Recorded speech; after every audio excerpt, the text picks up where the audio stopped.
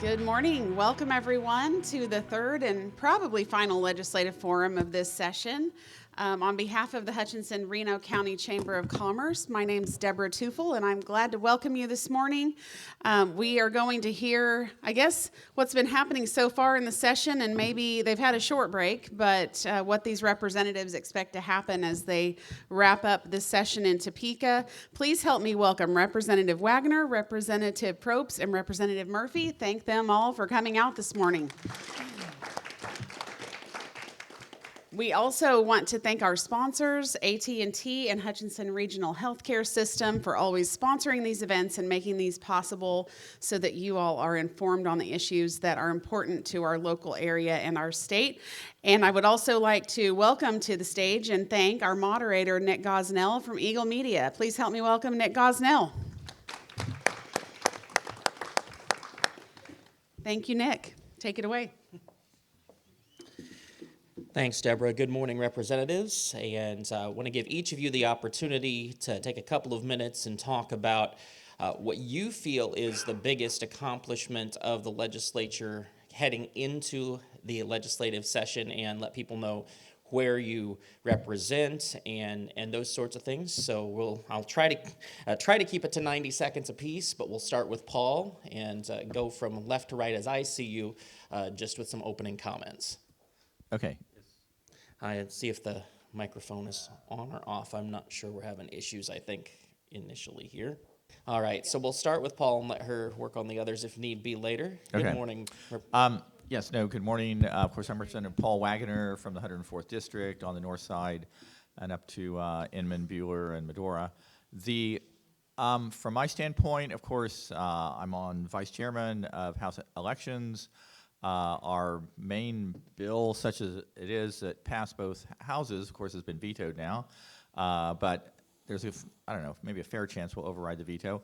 But again, we've had I think a good session with a number of proposals, out there. I mean, generally with elections, things are focusing on, just where are the places where in Kansas you can make the system better, tighten it up, just give people more confidence that elections are secure and fair, and also just literally improve the process.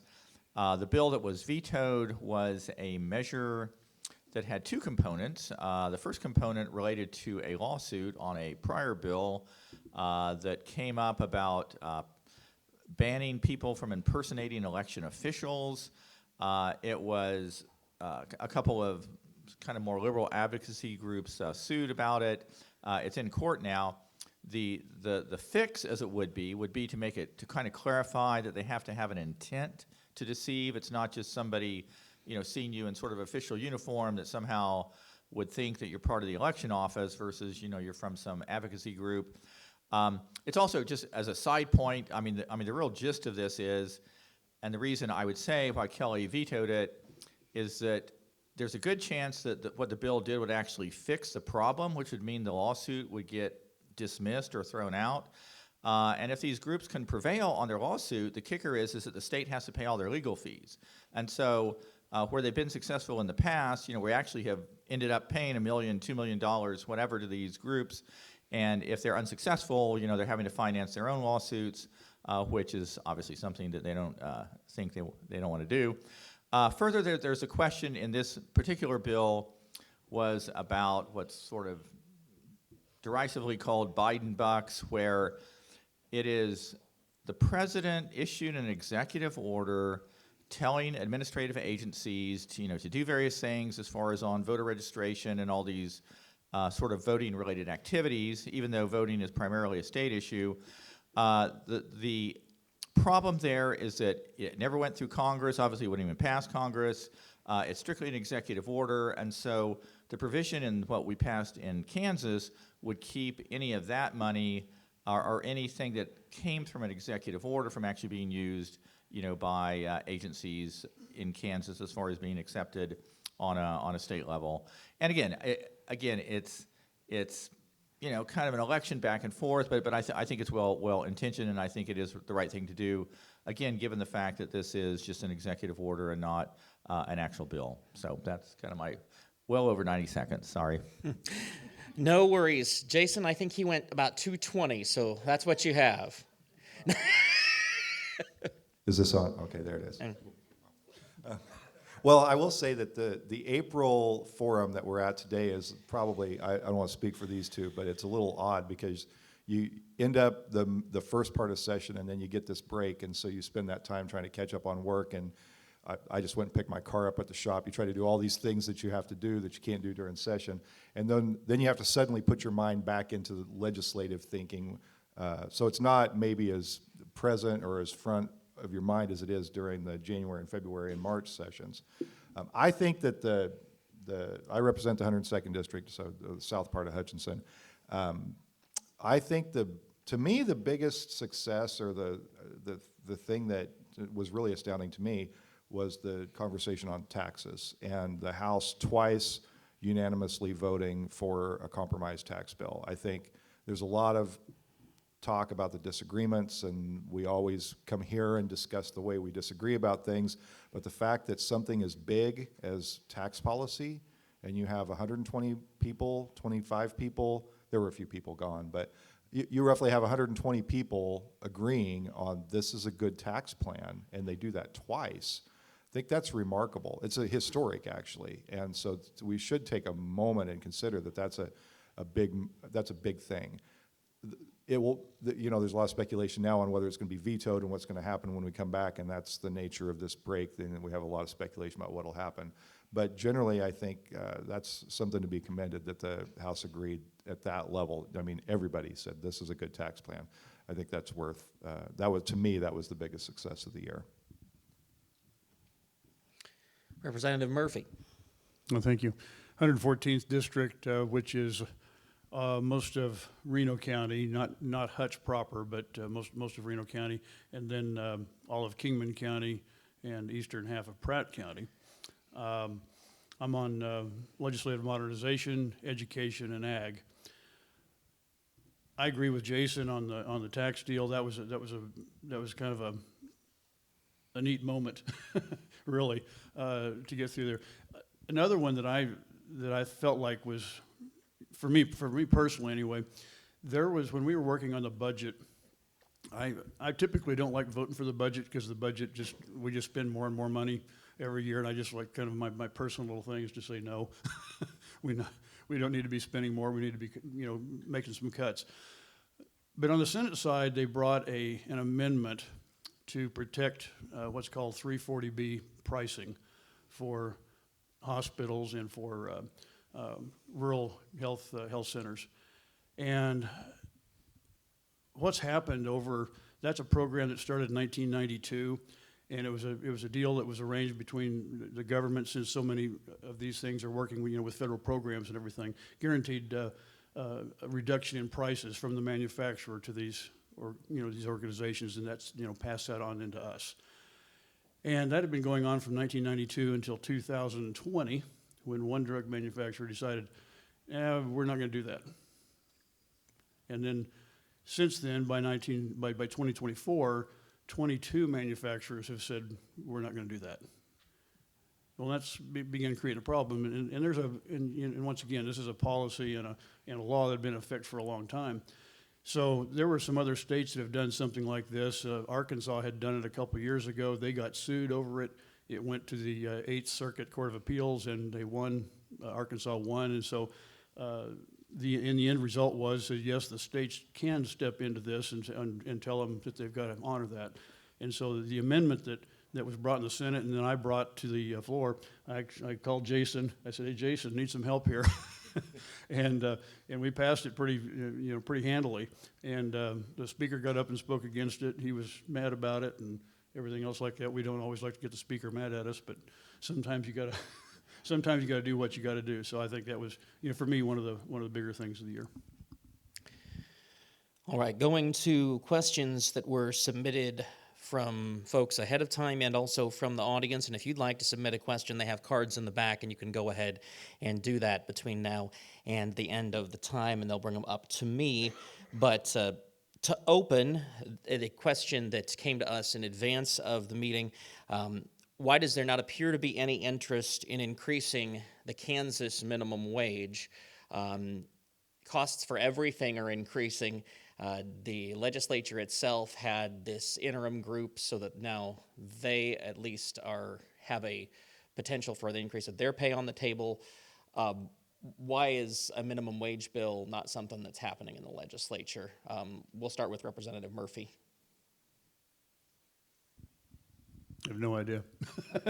Fair enough. Hadn't heard anything about it. Personally, when we tell as a government, when we tell a business what they've got to pay somebody, then that affects on down the line. If I tell you you've got to pay somebody $15 an hour to sweep the floor and take out the trash, that means the person that's worth $18 or $20 an hour, since I'm overpaying my basic help, I can't pay my better help what I need to pay them. And so I think that just opens up a problem. So I prefer to stay out of that. Representative Probst. There's usually each year, and I didn't hear much talk this year about a bill to increase the minimum wage. Usually there's at least one bill that's submitted to increase the minimum wage, and generally that conversation is to raise it to $15 an hour. I think Kansas minimum wage is $2.30 an hour or something. We know like a lot of service staff can get a lower than the federal minimum wage, and then they have to report tips and things like that. I think there probably is good reason to have a conversation about what the minimum wage should be. At the federal level, I wish that we'd index it so we don't have to have this every 20-year discussion about what the minimum wage should be.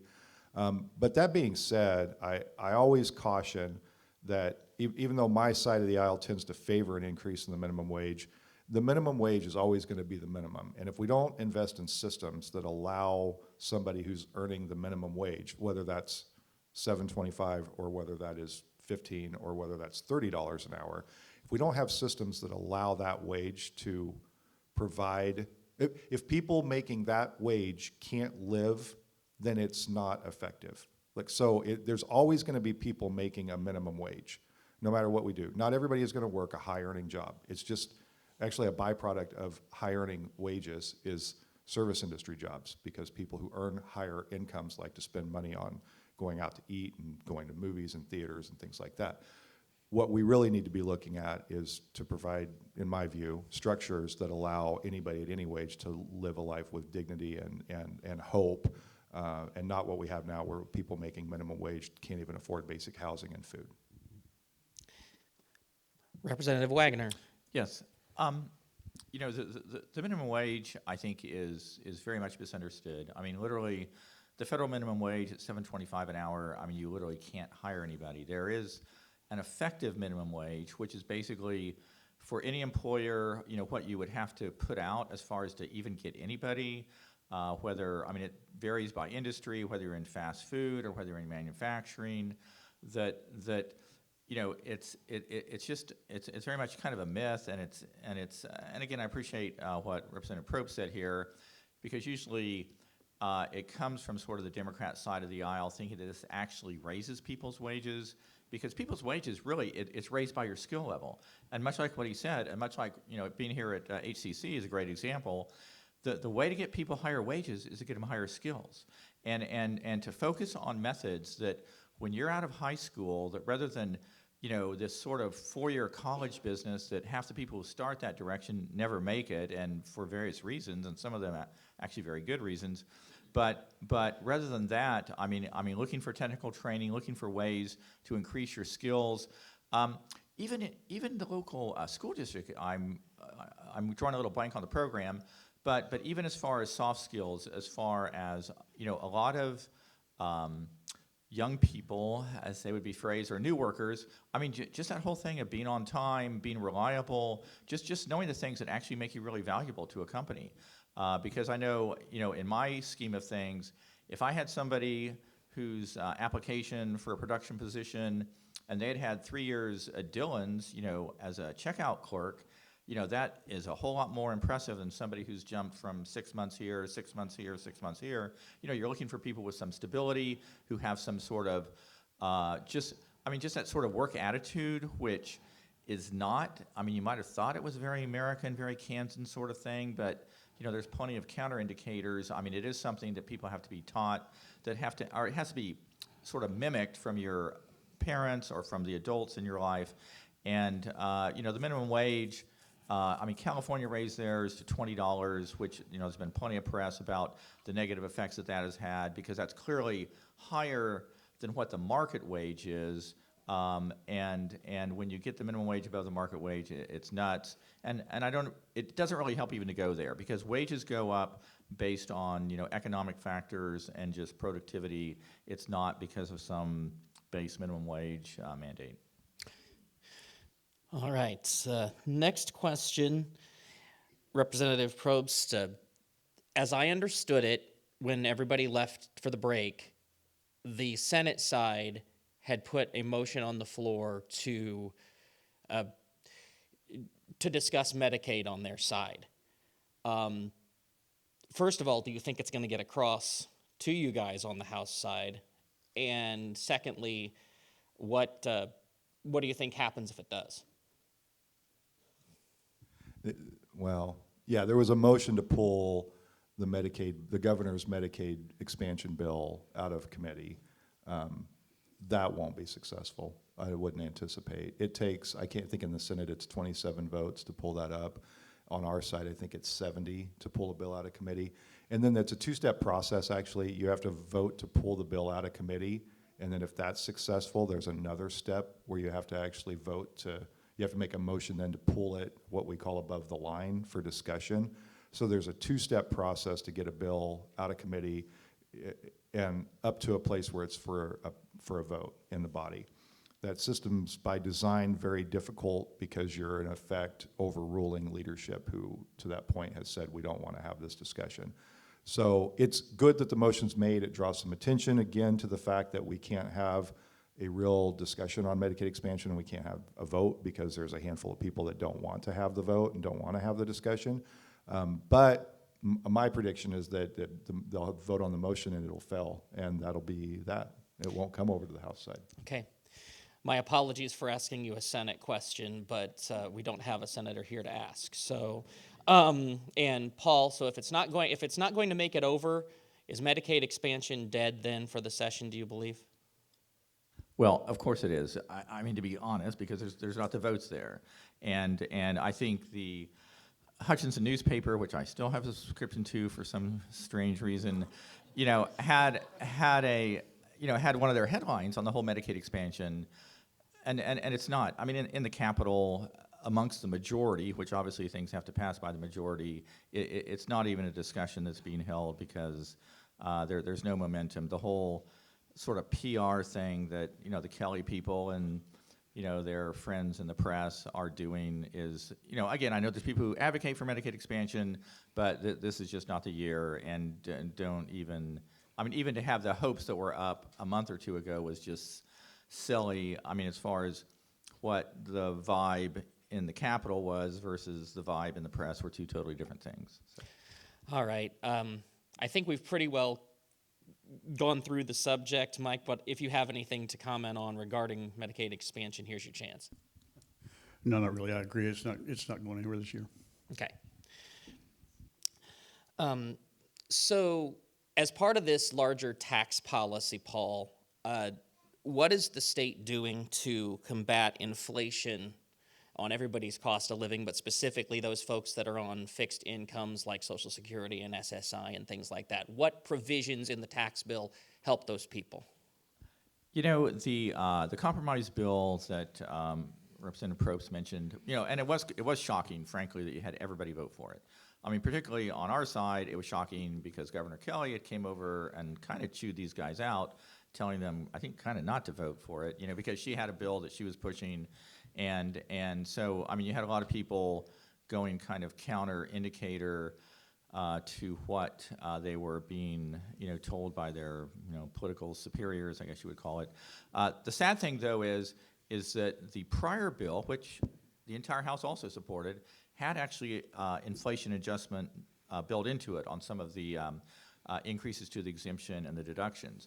This new bill does not have that. I mean, partly that's because it's to keep the overall, cost of it, or cost, of course, it's really the benefit to the taxpayer, drops it down in the ongoing years.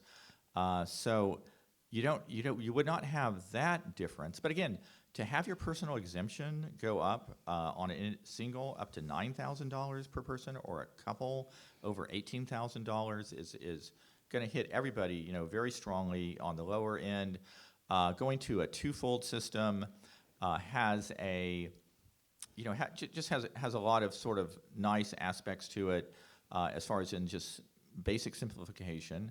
And then also you have the Social Security part where literally everything is going off. And I would throw out what I did mention to folks, I think it was last time here, what we have done as far as on fixed income has been particularly helpful. I mean, the Social Security part would be helpful for retired people who are have Social Security benefits, but we also we literally do have the property tax bill. It's like the K40 SVR form is what you need to fill out. But whatever your property tax hit when you turn 65, you actually, any difference that happens after you're 65, the state of Kansas will actually refund you the difference, which is designed to, because you have, in a lot of states, they treat people who are seniors much more, in a much more positive tax method than what Kansas does. And it's just designed so people aren't like moving to Texas or Tennessee or whatever just to get away from the taxation, which you do really feel when you are on a fixed income. And again, people over 65 who don't have an outside job are definitely on a fixed income. And I mean, their out migration is just as bad as having a bunch of 20-year-olds leave the state. And so I'm happy for that. Representative Probst. Yeah, I think there's a lot of good in that tax plan, and the property tax part, which is one thing I've always been focused on. We raised it's only the state portion, so the 20 mills which I think we lowered to 19.5. So we lowered the mill levy on the state's portion of property tax, and then increased that on the value of your home from $40,000 to $100,000. So you won't pay the state tax on the first $100,000 of the value of a home, which in my district is going to catch a lot of people. A lot of people will not pay that state tax at all. So I think that's some savings. It's a good way to do it.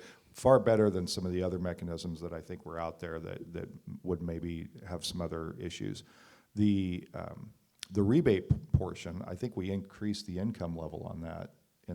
I can't remember for sure, but I feel like we increased that income level a little bit. That's a good program too, that just if you're on a fixed income and you're retired, then you won't pay on the increase, and I think that's good. I think there's more we could probably do on that, but the income tax portion, and I think the reason it got support from our side, notwithstanding the governor's opposition, was that it did shift the savings down to the lower end. That changing the exemption on the bottom end changes the entire curve on who saves money, and so that was, to me, I felt much more comfortable supporting that than I did on the previous tax plan, which the curve was a little more on the higher incomes. There's a lot of talk about we went from 3 brackets to 2 brackets. I'm not terribly concerned about that. It's because of the exemption on the bottom end. I do wish that we had indexing of that going forward, because I think that's a big part of what needs to be done. Part of the reason our exemption is so low relative to other states is that we haven't indexed that for a number of years. I think over 20 years we haven't increased that. So that indexing of that and not increasing that exemption is, again, we get in these things where we don't think of things year to year or in a very future-minded way, and then all of a sudden we realize that we're way behind all of our neighboring states, so we've got to scramble and catch up, and it becomes glaringly clear that we just have avoided this conversation, and now we can't avoid it anymore. So I think we've got a lot of good things in this tax plan that will help people, and I think the original question was about inflation. There's Right. not much we can do at a state level and inflation is a global thing, right? We have a lot of talk, and then politically we have conversations about who's responsible for inflation. Inflation has so many variables that punch into that formula. We don't have very much control, but one thing we can do is what we're doing, which is decreasing the tax burden for people while inflation's happening to try to offset that a little bit. And inflation is dropping. I think the consensus revenue estimates came out yesterday, and their prediction is that inflation's dropping to about 2.5%. So we're seeing a steady decline in inflation. But the only thing we really can do is say we'll try to save you money on taxes, and you can use that money to compensate for inflation. Let's make clear what the words decline in inflation mean before I talk to Mike, because I'm sure he'll want to anyway. It means prices are still going up, just not as much as they were.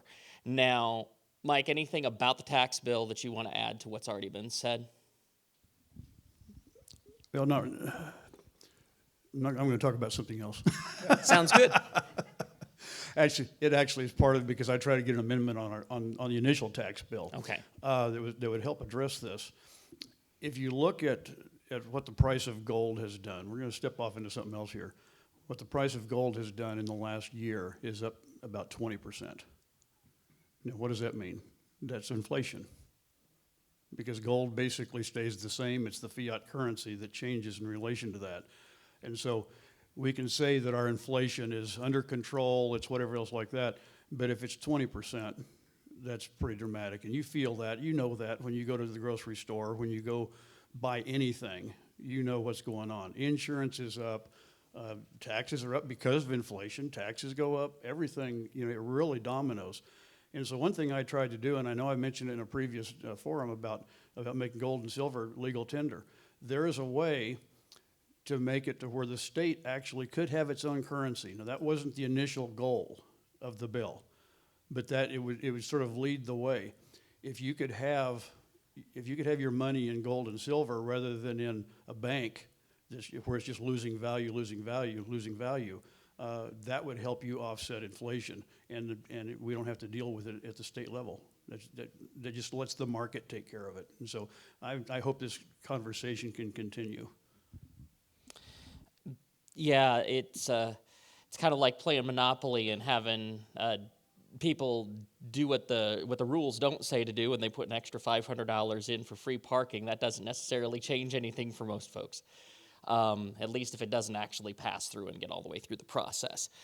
Now, there is a proposal to have a new Office of Early Childhood that the governor wanted to have in her State of the State address to try to get all the different parts of kids before they get to school all in one office. Do we know where that is right now, Mike?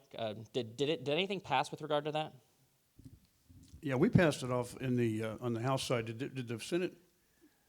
The Senate didn't take it up. I got involved in it quite a bit. I had a family in Kingman actually who has a healthcare center, and I worked with them because I didn't personally know anybody involved in this, like that. So they were able to help me. They said what we were trying to do initially with that bill in the House was really going to screw things up, and which is typical for what we do.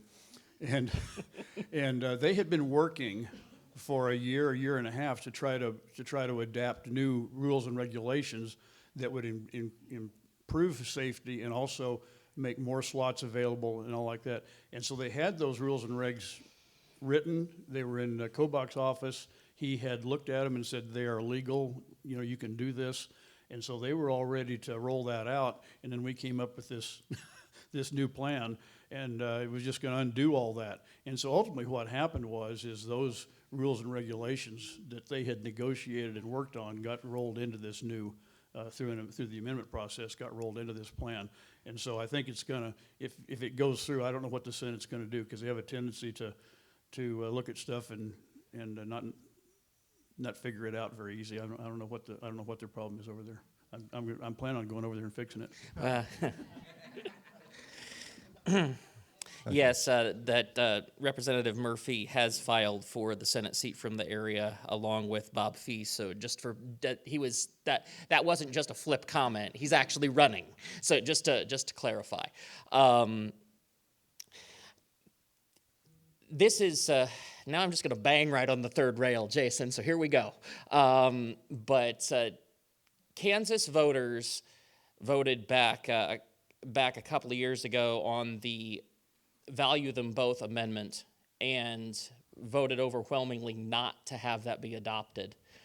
And And between that and the fact that they have voted in a Democratic governor for a second time, but a Republican legislature that is dominating as far as number of seats, doesn't that mean that that Kansans want to find some way to meet in the middle? And what have you seen that would accomplish that, first of all, with the abortion issue, and secondly, generally? Well, that's a lot. But also, if you'll allow it, Nick, I hate to like point out disagreements or things with my colleagues up here, but on the child care bill, there's some things I need to correct. Okay, that's fine. The regulations that Representative Murphy mentioned, those are still going into effect. There's nothing, I was heavily involved in the negotiations on the child care bill on the House side because the bill came through the Commerce Committee, and I'm the ranking member on that, so we were working that bill through Commerce. The regulations, KDHE made a number of regulation changes to the child care infrastructure, and one that's really important is that we change the age of infant from 18 months to 12 months. That's going to increase capacity. And there were a lot of regulation changes. I don't remember all of them right now, but a lot of them were designed to create an easier regulatory environment for child cares and also to increase capacity. All of those things are still going through. The AG's office approved those. There is a public hearing scheduled for June 4th. Those regulations are still going into effect, and there's nothing in Senate Bill 96, which is the child care bill, that will undo that part of the regulations. In fact, part of the agreement was that through regulation, we will increase capacity even more once the bill becomes law. There was an agreement between the governor's office and the House leadership that said, because they wanted to put a lot of these changes in statute, which creates a whole nother set of problems. Now you've moved child care regulation from a policy that can be addressed administratively to a statute violation, which now is like, what do you do? Are you going to have your county attorney prosecute if somebody has 2 kids too many? Like that's the problem with putting this in statute. So we were able to get that fixed, but I just wanted to make that correct, that there's those regulations that increase capacity and make it an easier regulatory environment for child. Those are still going on, and 96 won't change that. 96 just, what it really does is take an agent, creates an office and consolidates a system that spans 4 different offices. This DCF is involved, KDHE is involved, the Children's Cabinet's involved, and the Department of Education is involved, and it brings that all under one roof so that there's that's a lot more streamlined. And I think even some conservative members of the House recognize that this is something that needed to be done for a very long time. So now on to the other question. Yes. Okay. Yes, I think, so I see the way elections play out, and I don't know how much of that is like what people want and how much of that is just historically how Kansans behave. Governors in Kansas get blamed or they get the credit for the way things are going. And the legislature somehow always manages to, I mean, my standing joke is if you're mad about anything, blame a Republican because they've been in charge forever, right? There's only been 2 times that Democrats have had control of either house in the legislature. We blame governors, but we keep electing a lot of the, like, in our state's history, largely we let the legislature go unchecked when most of your taxing and budgeting decisions are coming from the legislature. And there are some weird things that we put into budgets, and I found some, like a $600,000 budget item for a nonprofit company for operational expenses. Like, we had this little bit of discussion for a company whose CEO gets paid $650,000 a year. Why are we putting that kind of money into one company? Well, it's weird political things that we cram into budgets because people want them. If you're really curious, go look and see how much money Salina gets in the budget, and then track down who puts it there. I mean, there's a lot of weird things that happen in the budget. So all of that to say, I think Kansans they like to blame governors for problems, and they also like to reward governors if they think they're doing a good job, but somehow the legislature stays the same, largely, and then we end up with a very divided government, and we end up with what we have now, which is this kind of a lot of back and forth and trying to navigate that politically, and it makes politics a much bigger part of the policy discussions, and I think that It's probably the best way I can answer that. Okay. Wow. Spent 2 minutes on a question, and a question that I intended to be about abortion and did not use the word abortion. Very well played. But Paul, there were a couple of vetoes that Governor Kelly had on Friday of different provisions related to the abortion issue that have made it through the legislative process.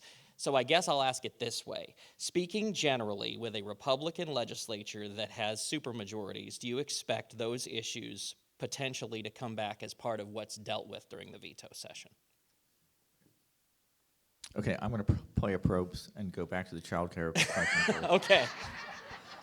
So, no, but the child care bill, is very important because it's clearly an area that sort of transcends just strictly, parents who want to have somebody watch their kids, while they're working. It does have economic development aspects. It has a whole bunch of sort of ramifications. I will highlight, and it was kind of impressive. We had a couple moments like this this year in the House, at least, where there was a bill. Republicans were all on board for it. We were ready to shoot it out. It was going to go be on the floor like one day, and then they held up because the governor had kind of a counter, as I understand it. Jason will probably know more, but the governor's side, or second floor, as they say, had a counter sort of thing, like could we sort of mesh this together and make it work, and in the end both sides were agreeable to do that, and so you actually have a bill that is not going to get vetoed. You do have the Senate side. I will make a point that the Senate side, there's a couple senators who were the initial ones who got the child care bill going, and they have a very vested interest. I'm a little concerned that the Senate hasn't taken it up yet, that somehow the changes might be a bit too much for them. But I would be optimistic because it does reduce the amount of regulation. It makes it easier to set up a child care, and just child cares are something that you can set up like it's like a solo partnership business. You can run a small one yourself, as it would be. And it does just clarify some of the rules and regulations. I do know the difference was, my memory is, the governor's original proposal had actual state general fund money going in sort of for different subsidies for child care centers. I'm pretty sure the bill that we passed just has some tax credits. I don't think it actually has money, which of course is part of the philosophical difference on this topic. Okay, enough child care. Okay. Okay. So, you've had since the August 22 vote, the value of them both thing, which again, the problem has been in my state. Well, this year you have seen this sort of, Kansans for Life, the basically sort of pro-life coalition. There's a couple different groups that work together on these, that they have been basically, since there's not really much, if anything, you can do right now in the current, Supreme Court environment, plus the fact, of course, it's been underreported how, much like what we said is that, if you let the Hodes ruling stand and you don't have legislative power at all in this topic, that you are going to see a consistent dismantling of any regulations which were not considered controversial. These are bills that passed, 10 years ago on a, 115 to 10 vote in the House, and similar margins in the Senate. Things about, age restrictions, 24-hour requirements, just certain, health standards and whatever, doctor privileges for, abortion centers and things like this. But all of those regulations actually are going away. They literally, if you talk to people where they're unenforceable. And so the notion that what happened this year, you had for pregnancy care centers, much like you have like for interfaith housing, a lot of nonprofits, there are special like tax credits that if you did donate to it, there's a 70% tax credit. And so they were going to do that for, pregnancy care centers, of which like Open Door is a good example here in Hutch, would qualify, possibly birthright, but it's so small, I'm not sure if it would, but there's basically 50-plus pregnancy care centers in Kansas, that deal with people or with women, who, come to them for either generally, pregnancy tests initially, but just, they are pregnant and they're wanting some help in just different ways. The thing was, it's not directly like an abortion bill, and yet Governor Kelly vetoes it, and yet the vast majority of Democrats voted against it, and yet we're having to have a fight over it, which would seem to be a sort of something that everybody could rally around. I mean, why is not this topic or this type of bill something that folks would wrap themselves around? And you have a couple different things. You have very good example. I mean, the notion of what's called abortion coercion, and anybody who has worked in, truth be told, I was a board member for Open Door for like 6 years, before I ran for the House. So I'm not a counselor person. Trust me, I'm not a counselor person. But I am aware of the issue and just really what goes on in the nitty gritty of a center versus just something theoretical. And it was just really shocking, frankly, that when the one bill going back to the pregnancy care centers came up, half the Democrat caucus in the House had just a very snarky statement of vote. I mean, just talking about these things are unethical and really attacking pregnancy care centers. I mean, give me a break. And again, for Laura Kelly to go back to the value them both vote and somehow mean that people don't want anything done in this area when you have opinion polls that clearly show that. You have that when these regulatory aspects, were in play, that they passed overwhelmingly. They weren't like extremist positions at all. And so I'm really dismayed, I guess would be an understatement, with how much of this, just simply because it, in a general way, deals with a topic, that it meets with such fierce and hostility from the other side. So maybe that answered your question, but. No, my question was, do you believe leadership will try to Yes, override the veto? Yeah. I mean, all of these, and basically just the whole veto thing, if you have 80-plus votes and it's plausible that you can override, you're going to go for it. We do have a problem in the House because one of our solid Republicans, Michael Hauser from Southeast Kansas, he actually has cancer, and it's very serious. He's now like stage 4. I mean, they do have people. I mean, I think he's in good enough shape that, and they have done this before for people who are, literally pass away 2 months later, where they'll come to the Capitol for like 3 hours to vote, because you literally have to have, if they're not there, it doesn't matter that they support the override, it doesn't count. And so I think all these measures will come up for a veto override because I think we have the votes to do it. Okay. Mike, any comments on what the other two have said? I want to be sure I let you start on childcare, so I guess you're kind of stuck with the abortion topic. Well, the last question was just about overrides. It wasn't It was about abortion. just about overrides. Yeah, exactly. Are they gonna override or not? Do you think? Yeah, there's several of them that will override. There's some that were probably that were short, that was like maybe 77 or something like that, and I don't know if they'll even attempt those. But the number of the ones that fell a little bit short, it was because there were people that were missing, for one reason or another. So I don't know how many there are. Actually, I was gone about all day and didn't get home until about 11 o'clock last night, and so I haven't really seen what all I heard she vetoed a bunch yesterday, but I don't even know what all was in that yet. That was, to my mind, the most controversial, and I use that in air quotes, of anything that was on the list. Just there was a couple of technical trailer bill type things and those kind of things that also were on the list of vetoes, but nothing as straight answer as what that was. I don't think. Right. Okay. Yeah. No. I think we can override some of that stuff, and it's. A lot of this stuff, like I said, is not terribly controversial when you get right down in the weeds, to it. If we were trying to say, draw lines and stuff like that, what you can and can't do, that's a different story. But that's not what this was. Okay. Jason, I wanted to give you a chance to talk about the accomplishment that you've worked years on getting land contract policy fixed at the state level. It looks like that's finally going to happen. Can you explain?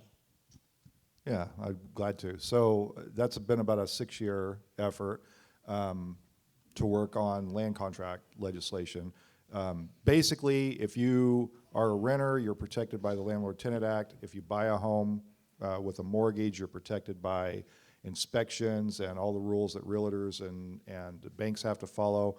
But if you buy a house on land contract, there's nobody even knows that that's a recorded transaction, unless the people doing it on their own report that.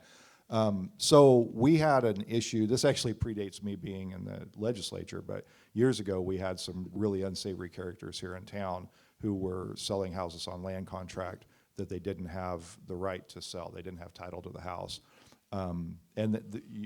This is a really underreported problem because when it happens, the people who had been paying to buy the house usually just go on because they need another place to live. And so they usually don't have the resources to sue. That's the only remedy that existed, is you could go to court and try to sue. Jason, I also want to clarify one point. Land contract, if somebody says they're renting to own a house, that's what they mean. Yeah, it uses different terms. Rent to own, contract for deed, all fall under the land contract provisions. So it basically, we just did some very simple things. The main things is that you can't sell a house on land contract or contract for deed if you have an encumbrance on the property, and you have to be very clear if you do, and you have to get the permission of the buyer on all of those things. And it also creates a reporting mechanism so you can file that with the affidavit with the Register of Deeds.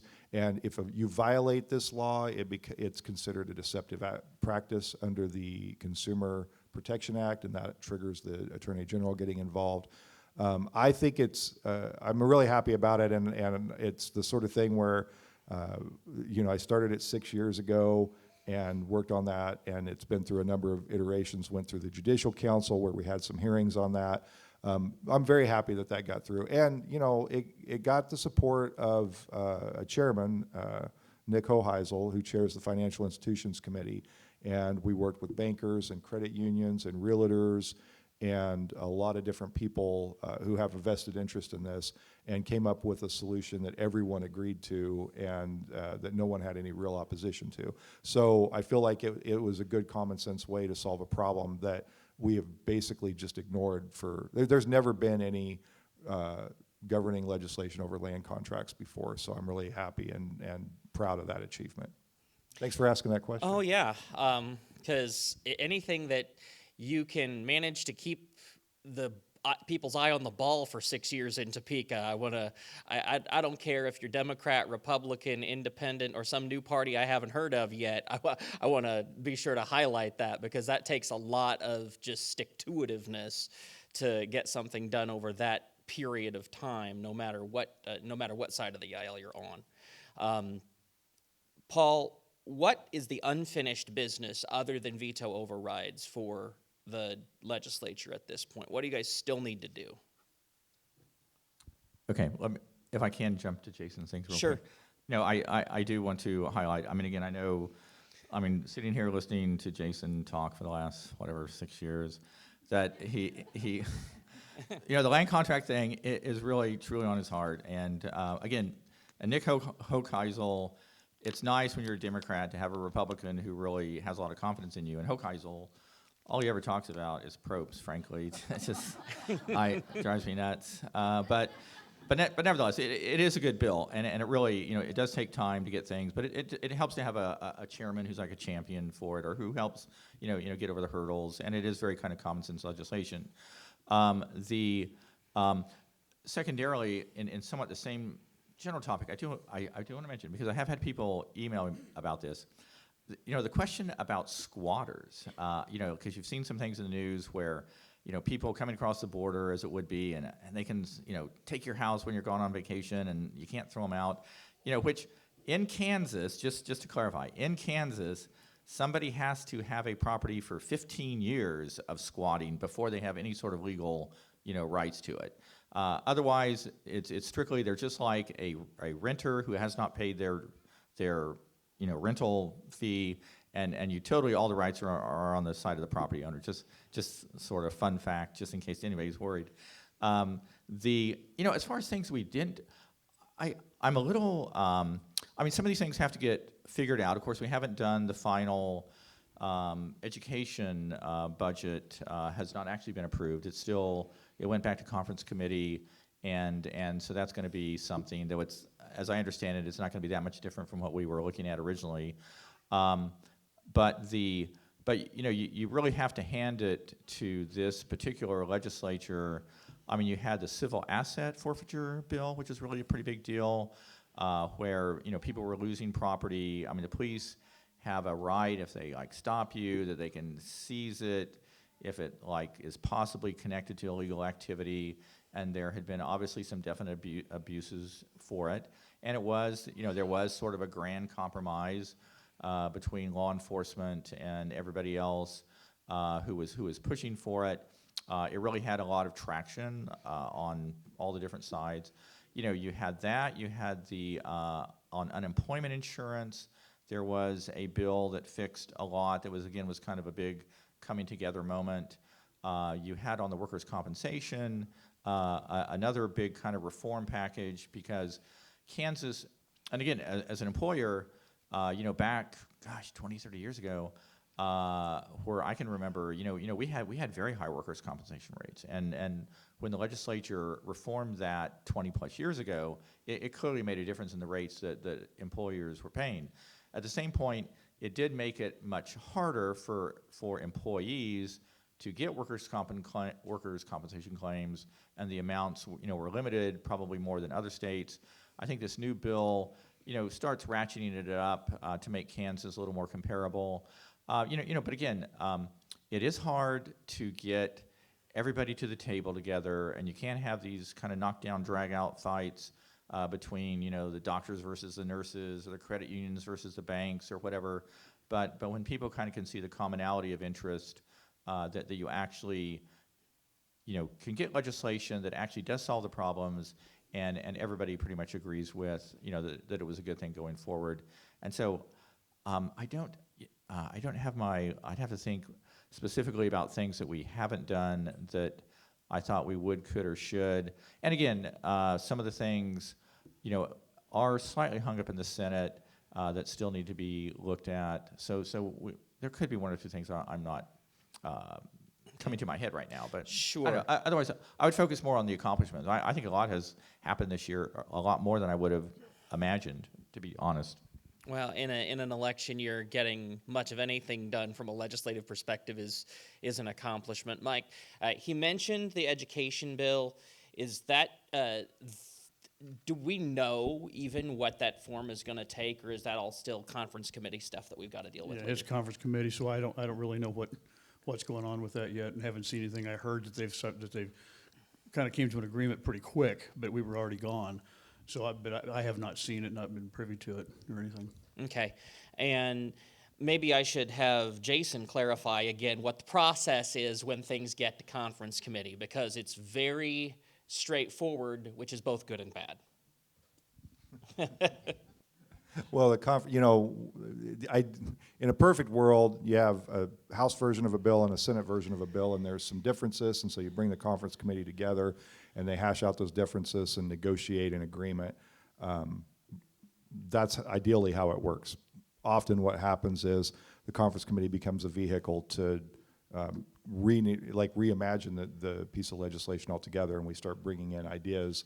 And I think that's what's happened with the education bill. And like Mike said, they were negotiating that while we were on the House floor.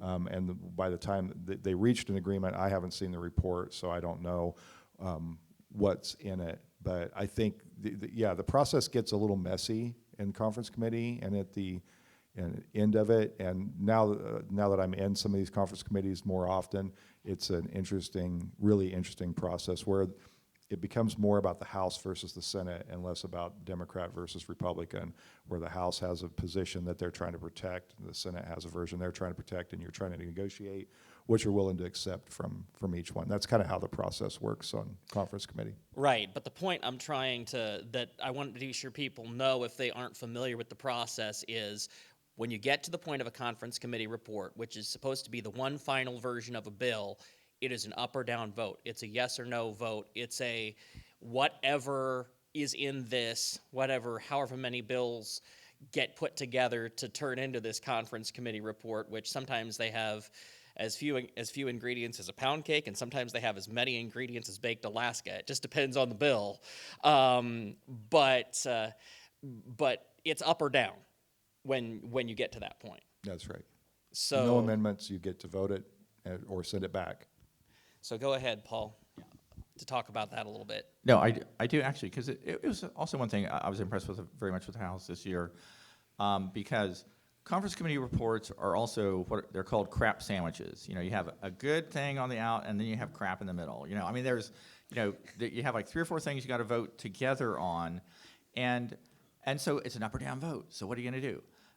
But you actually had, and a great example, the tax bill. You know, the original tax bill, you know, was a conference committee report that basically the governor and the Senate kind of thought was a good idea, and all it did was just reduce the top tax rates. I mean, it was totally, when you'd hear it, at least I know on our side, it was like, what the heck?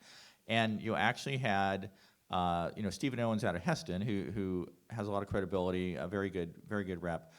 And it was, and again, it was very interesting because you had, you know, a private GOP caucus where, you know, just the opposition to it, you know, came out. You know, I mean, it was a really, tense was not quite the right word, because you did have the speaker, Dan Hawkins, say, no, he wants this bill passed, da-da-da, but people were saying, just sorry, but this is just not, this is just bad legislation. And so Owens got up there and he made a motion to re-refer it back to committee, you know, and so it's kind of your one option that's not an up or down vote. And the nice thing, it did re-refer back to committee, and they had told us that it might take like 2 weeks, 3 weeks to get something. You know, you never know what's going to happen, and we might walk away with no tax bill. And you know, how do you want to be on the ballot like that? People just said, to heck with it. You know, this is a bad bill. We can do better than this, and it actually worked. I mean, it was really, you know, everybody. I mean, the Senate side, everybody, you know, basically, okay, yeah, we got to fix this. But the other part with the reference to conference committee reports, but then you had like 2 or 3 other times that same day where people made motions to re-refer bills, and it was, and in one of the cases, I think Poskins on the Democrat side, but it was one that on the Republican side, somebody made a motion to re-refer, and it was like, you know, the Democrats were jumping up for joy too because they thought it was a bad, you know, sucked, I guess is my and just, but you know, but rather than being forced into a vote that was a bad, it was just bad to have a yes or down vote, to send it back to see if you could make it better. And again, Kerry Bart, who's a Republican, made a motion on another bill, and I don't remember, you know, the prior 5 years, and Jason would know this, I had hardly ever seen a re-refer motion, and you actually had people.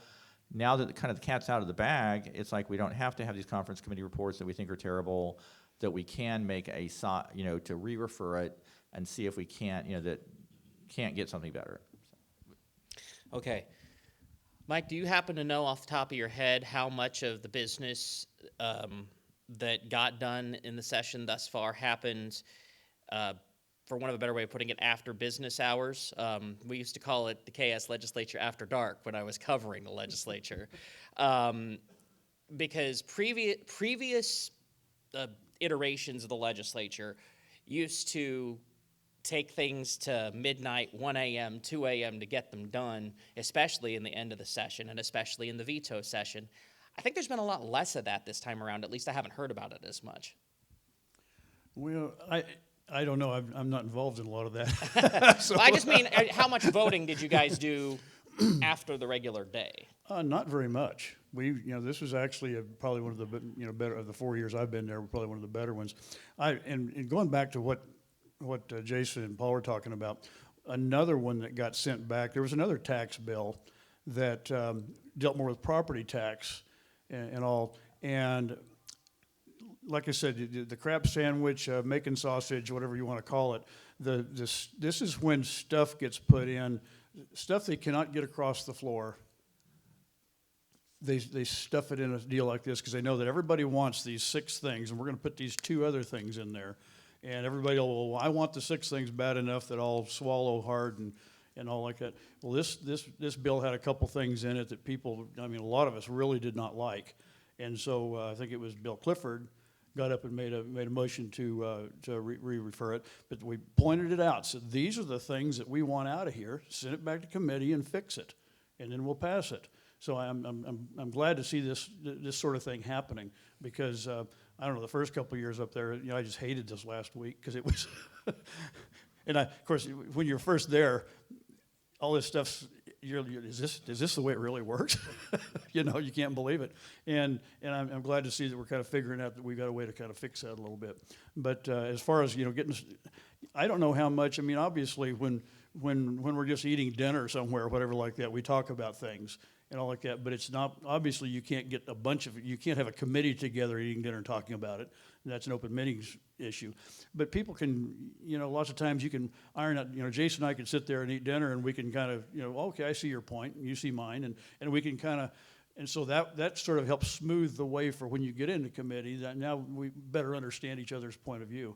And those sorts of things, I think, happen, and there's nothing wrong with that. Jason, I don't remember where this ended up, so and somebody asked a question about it, so I'm going to leave it out there. What was called the dark stores bill. In other words, about having property assessment for those places that aren't open anymore be different, which in effect, on a state level, would shift the tax burden to other folks. Where did that end up at? Well, I believe, if I'm not mistaken, it was in the bill that Mike and Paul were just talking about. There was a bill that had, if I remember, 2 provisions dealing with property tax that were specifically for veterans and disabled veterans that a lot of people supported. And they combined those 2, these pro-veteran bills, with this dark store theory, with the Genesis tax exemption thing that they've been trying to get for a decade. And people were, I do want to say, like, and we'll go into election season here pretty soon, and we'll go back to our normal, like, everybody's terrible and blah, blah, blah. But the truth is, there were a lot of really good examples of the House acting in what I view as the best interest of Kansas along, like, regardless of party lines. And that was a moment as well, to watch that bill go back to committee and to watch people in the Republican caucus stand up against their leadership and say, it's unconscionable that you put these veteran bills with these dark store bills and these other tax policies that you want just so that you could force us to vote for something we don't want, that we haven't had a discussion on, and we're not gonna let you use veterans that way. That was really impressive to see. But that dark store theory, to move it on to that, just if you don't know what that is, the idea of that is that a store like Walmart or Target or any retail property, big box store, would have its tax appraisal at the value as if the building was empty and there's no business happening in there, which drastically reduces their property value. And of course, then what happens in a local community is that there's going to be a strain on the local budget, and then that burden is probably going to be shifted onto as it often is, shifted onto residential property taxpayers. So really, that's a huge policy. Like, that requires a lot of examination and discussion. And so that was put in with these other bills that are politically popular to try to force support for it. So in that moment to see that, so it's right now it's not done, and it's not done because the House said, we're not gonna let you do this to us. We're gonna make you have a discussion about putting, if you wanna talk about veterans and what's good for them, we'll have that discussion, but these other things need to be taken out of that. And that was a really good moment. And there's been a number of good moments like that this year, I think. What's the current rule, whichever one of you wants to take this, on how many bills can be bundled together? Is there one?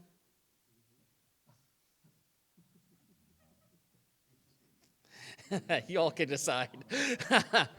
Well, the joke sometimes new people say, they'll come in and they'll say, well, the House, according to House rules, you can't do this. And I say, I think it's cute that you still think that rules matter. Like, the rule in a self-governing body is that we can change the rules, we can suspend a rule, we can make a new rule. I mean, we do this with the midnight rule. We only did it once this year that I can remember. And that's where I was going. Yeah. With the previous question. Yeah, one time I think, which we did it a lot more often under previous leadership. This leadership's been pretty, I think it helps that Dan has an early bedtime. I think he likes to go to bed early, so.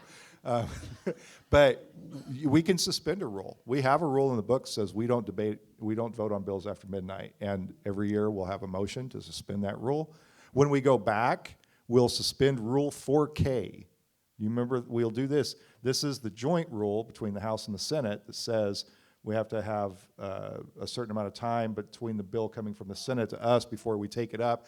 And we will, every day during the veto session, suspend Rule 4K to make it so that we can immediately take up a Senate provision right away. So rules don't matter. It's, what was the show that used to be, like, Yes. Whose Line Is It, Everybody? Like, rules, you know, everything's made up and the rules don't matter anyway. That's the legislature.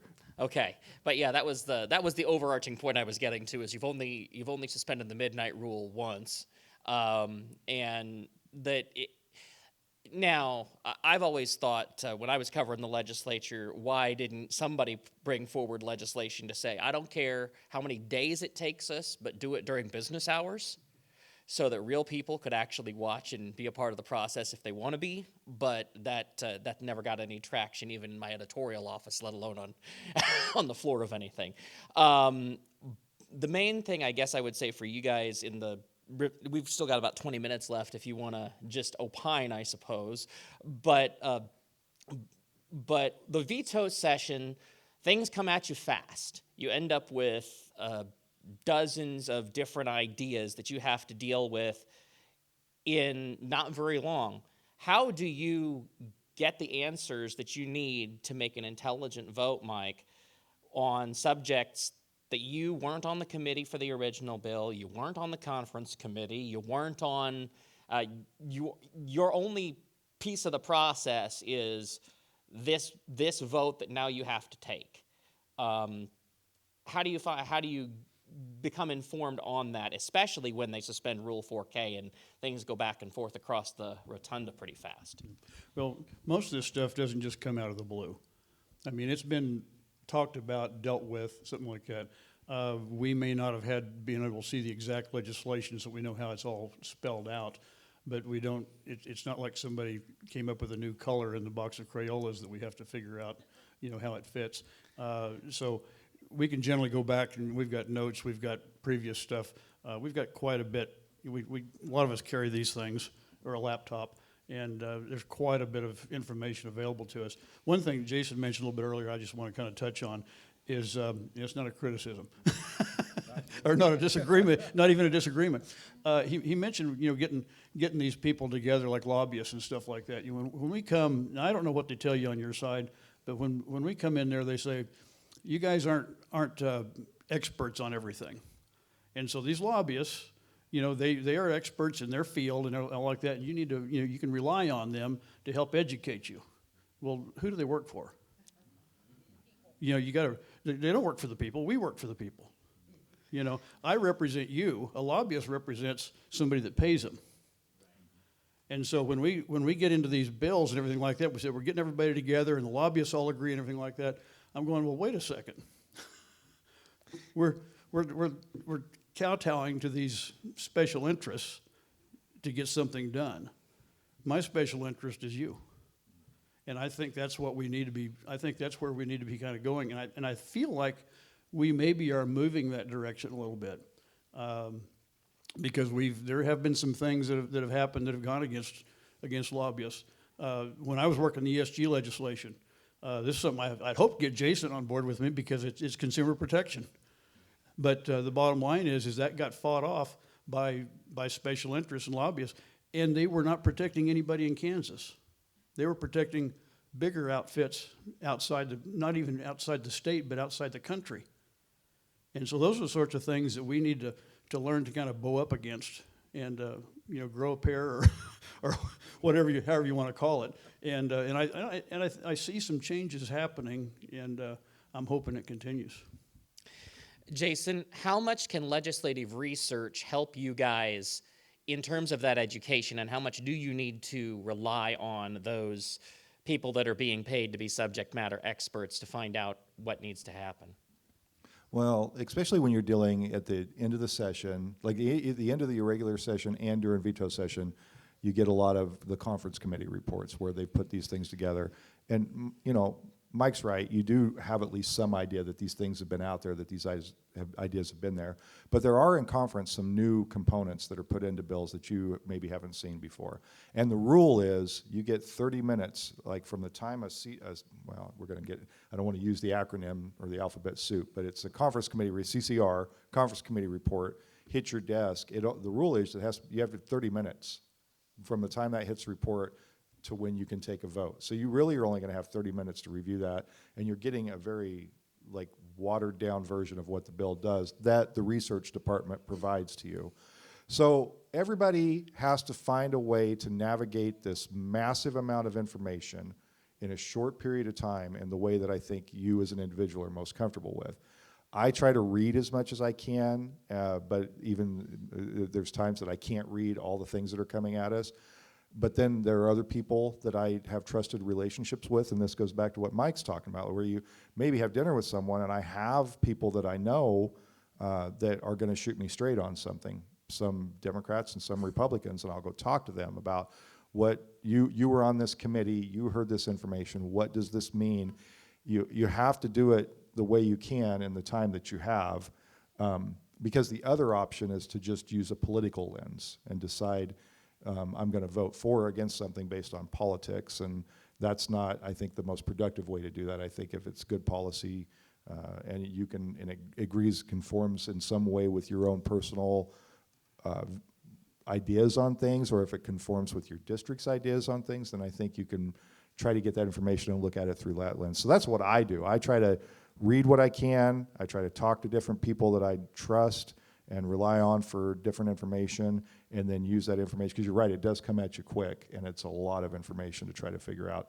And frankly, you miss some things too. I think, we come out and we, talk, and it's, we live in an environment where people expect perfection in a lot of areas of life, and politics is one of those, and you're never supposed to admit that you don't know, or you aren't sure, or you aren't completely confident. But the truth is, a lot of us are voting on things, and sometimes we don't always know every detail that's in it. Even if you read the report, that report was written by somebody who, in research, who probably got handed this conference committee report at midnight and had to get it written before the next morning when we come in at 9 o'clock.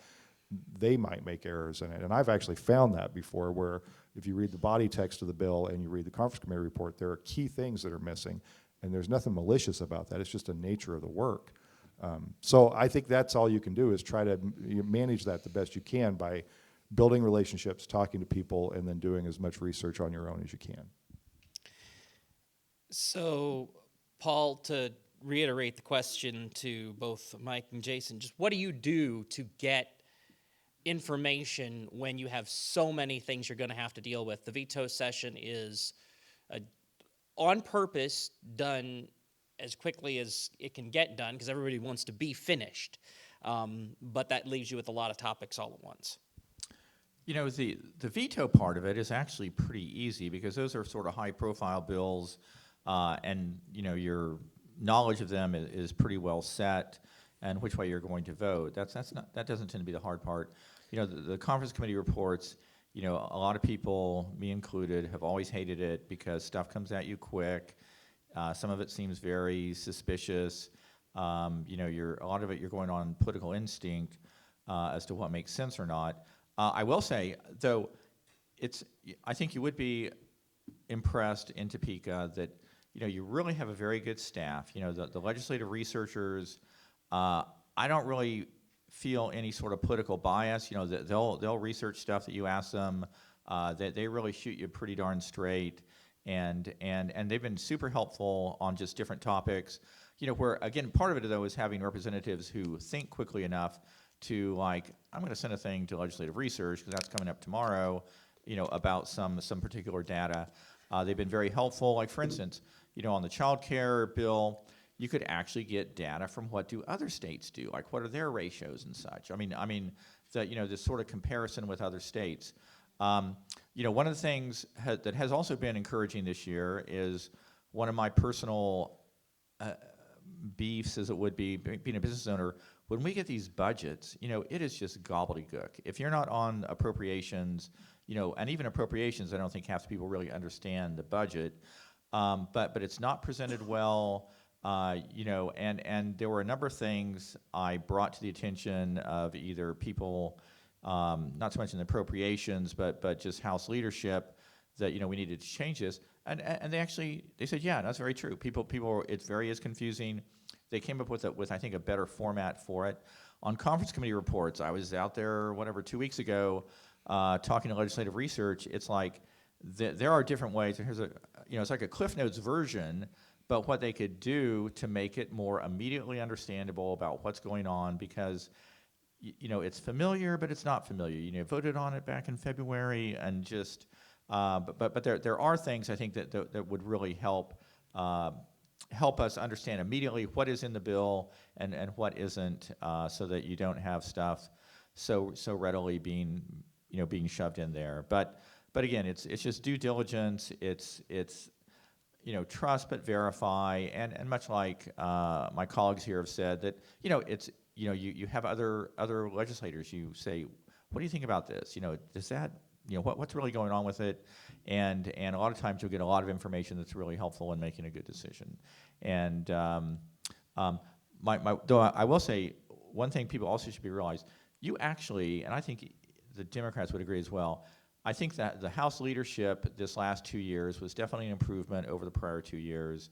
That as far as just being, Hawkins, who's a Bueller High School graduate, we've had a couple times where it's called like rolling the chair, where the caucus votes against the leader. And generally, some leaders go ballistic and they're retributions. Other people, they just roll with the punches. It's just like, okay, that happens, but I'm still a leader. You guys know that. There's only, but you've had a lot more, I think, relaxed environment than what you had before. We affectionately, on the Republican side, we call them the junta, because they're all military. Hawkins is retired military reserve, Croft is retired active military, and the pro tem, Blake Carpenter, is actually a current intelligence officer in the military reserve. So they make the trains run on time. I think they've made the legislature work better here these last 2 years. So, Paul, as we know it right now,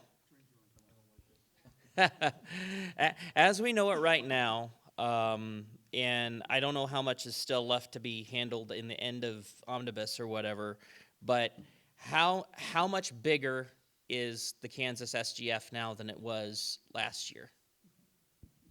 Okay. Actually, and I do want to highlight this, because I always, I have the newsletter that I send out. They give you a certain amount of funds to do it. I always have my Kansas finances over the last 5 years, a little chart. And literally the kicker is, in Kansas, state general fund spending, in fiscal year like 2021, was like just under $7.5 billion. We're just under $10.5 billion. In 4 years, it really all is on a historic tear. The funny thing is, as much as, education has sort of the Gannon decision and such, it's kind of forcing it up on a certain level, but it's been all the other topics. We really, that is generally something people should be concerned about. Kansas, doesn't have very good budgetary control. You might think having a bunch of Republicans up there would give you good budgetary control. I can tell you that is not the case. That things just get spent. You do have special earmarks that you will see that are a little distressing, but a lot of it's not so much the earmarks as far as the dollar figure. But we're going to hit $10.5 billion, and the real kicker. Well, the one thing I will say, it's been what they call morally hazardous in having this $2, $3, $4 billion sitting in the bank that people haven't really cared about spending, because we got tons of money in the bank. Let's do this new program or that new program, without any like follow-up? Did the program actually do anything? Was it actually effective? I mean, there's very little interest in that. Frankly, years later, it's just you keep rolling up the money, and so yeah. But it clearly over the last 4 years has been skyrocketing. I think in the last year it was up about 5%. I think it was like from what, like 9 point. Well, they'll reevaluate the money. There's some technicalities with it, but again, even in 23 we were still in the $8 billion category, or 8.6 or 7. But spending does not get enough scrutiny. So how much of that is like pass-through matching funds they need for federal purposes, other things like that yes, you're spending more state money, but it's to draw down other money, because that's what we would hear all the time in Topeka is, well, we need to do this so that we can get this matching. Yeah, of course, they have the all funds budget is like $25 billion, which kind of includes federal funds and everything, and that's a whole sort of different horse. The part we really are concerned about, or that the taxpayers, you pay for, is the state general fund part, and so that's the one I really keep my eye on. Okay. So fiscal policy-wise, the tax bill is out there. Jason, do you believe that if the governor were to veto the current iteration of the tax bill, do you think there'll be an override attempt, given how strong the House support of it was? Yeah, there's definitely going to be an override attempt. If she vetoes it, there'll be an override attempt. And the numbers are definitely there to override in the House. And the question will be in the Senate. But I think there were 5 senators missing that night who I think all indications are they would probably vote for an override. The Senate is just so hard to predict. It's such a weird body over there. They get, you never know which person is going to just remember that I have an axe to grind from 8 years ago or something, and now I'm going to take this moment to extract my revenge for something completely unrelated. I mean, it's really weird. I don't know why you want to go over there. The dynamics over there are bonkers to me. Yeah, it's just, well, I know you only have to run for election every 4 years instead of 2. But it is really, the dynamic in the Senate is completely different. But we'll definitely have a veto override if she vetoes that. There's no scenario where we say, oh, that's okay. Okay, Mike, now I'm going to ask you one. What are we missing by not having a representative from the Senate at these legislative forums? What are we missing? What happened? What happens over there that you say, hey, we need to know what's going on in that regard? I don't know.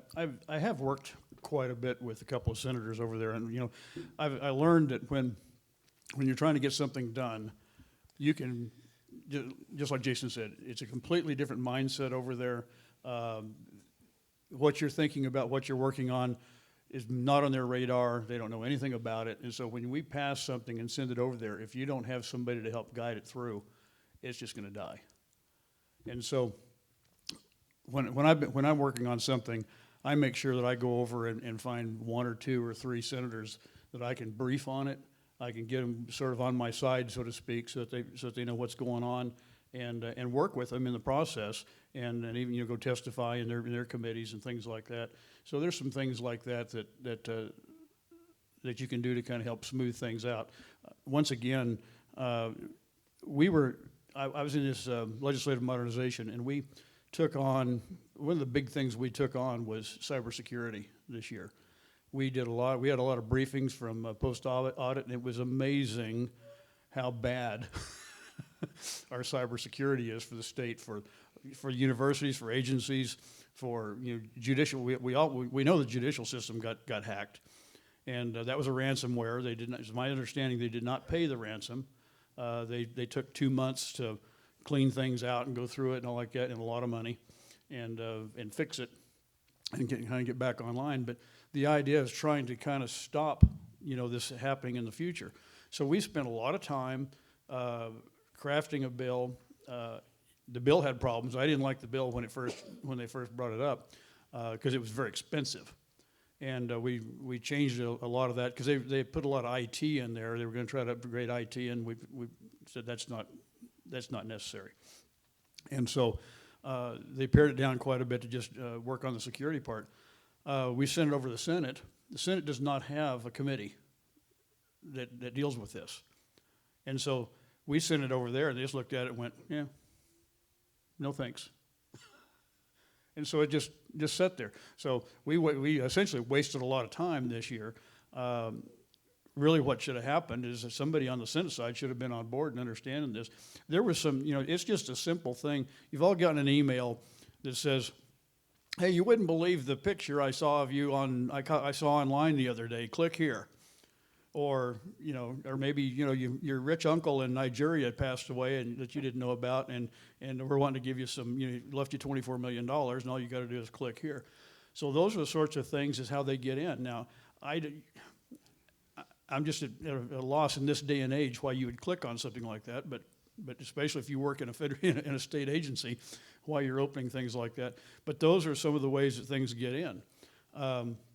One of the things that bothered me about the way about some of the oversight that they were working on is in the universities. We've got these universities bring a lot of foreign nationals in, and they were not going to be dealing with the students. And the students who have got access to, to secure stuff online and things like that. Maybe they're doing some research or whatever like that. How do we know what's going on? There's an awful lot of, historically, that's a way that a lot of, foreign nationals have gotten into systems. And either stealing information. Our universities do a tremendous amount of research. And a lot of that stuff's very valuable. And a lot of countries would give anything to have that research. And so there's things like that go on. And to not have one side of the rotunda looking to help fix the problem is just kind of frustrating. All right, final thoughts with 3 minutes left. We'll start with Representative Waggoner. Anything else? No, but just a thank you for all the folks coming out. Again, it'll be good to have somebody from the Senate, I think, here going forward at these events, just because you really need to hear. It's just very helpful. Back in the day, when I first started, of course, Senator Berger was always very good about meeting with us at the Capitol and kind of keeping the Reno County people together. And but again, still, there's a lot of stuff. We're still getting emails from people, kind of hot and heavy, and it's all just our names. In my case, paul.waggoner at house.ks.gov, and I would love to hear from you all. Thanks. Jason. Thank you all for coming out. A lot of you I've seen through all of these, so it's good to see that we have an engaged group of people who want to know what's going on. I'm excited to get the last part of the session done. I think we've done some really good work this year. And as we, I think a lot of it was highlighted today. There's been a lot of examples of the House really working together and kind of setting aside some of the politics to work on policy. And I think I've been really, really encouraged by that this year. And look forward to hopefully a future where that's more the norm than the exception. And Representative Murphy. Ditto. I appreciate everybody coming out and the opportunity to be here. And like I said, my information is available online. My cell phone's there, and my email. And I do hear from quite a few people, and appreciate that. Okay, one quick question. We know that Representative Murphy has filed to run for Senate. Are the other representatives on the dais, are you going to run again in 2024? I thought Paul had filed, but I couldn't remember for sure. Yeah, no, I've already filed. So I thought I'm you definitely had, on the but I ballot. couldn't remember if Jason had. I haven't filed yet, but I will probably, and then when I go back up next week. Okay. Then sounds like at least you'll have the opportunity to decide whether you want these guys to continue to represent you in Topeka or to make a change, but they've been so generous with their time, and so have you for being here throughout these all through the session. The questions have been just fabulous. I probably don't read them quite the way that they're asked all the time, but I really appreciate that people are engaged in the process and that you want to know what's going on in Topeka and you want to know what makes a difference to the general body of people. It's not just about what you personally want, which I really appreciate, but it's about knowing what's best for Kansas as a whole, not just these three, but everybody that's been in the crowd too. Thank you so much for spending time with us. It's 10:30.